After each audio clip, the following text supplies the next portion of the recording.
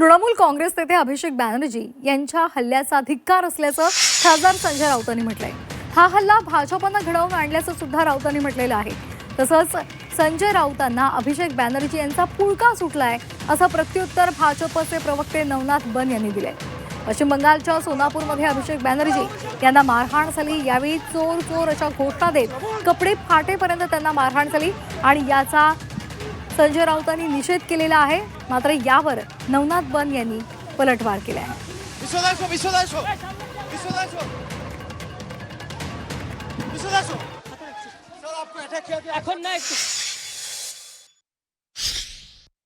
ह्यांच्यावर ज्या पद्धतीनं भारतीय जनता पक्षाच्या सरकारनं हल्ला घडवला त्याचा धिक्कार करावा तेवढा थोडा।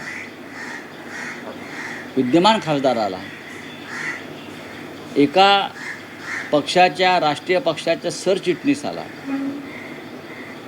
जो खासदार आहे, निवडणूक हारली आणि नवीन सत्ता आली भाजपची, ज्या पद्धतीनं लोकांना फूस लावून त्यांच्यावर हल्ला घडवला, पश्चिम बंगालमधलं पुढलं चित्र काय असेल आणि एकंदरीत देशातलं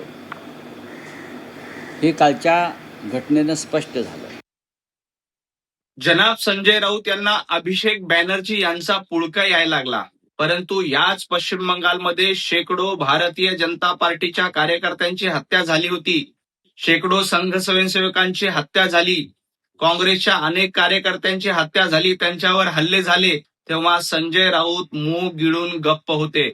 कुठल्याही पद्धतीनं अशा पद्धतीचे हल्ल्याचं आम्ही समर्थन करत नाही, परंतु जनता जागी झाली तेव्हा काय होतं ते आपण पश्चिम बंगालमध्ये बघलंय।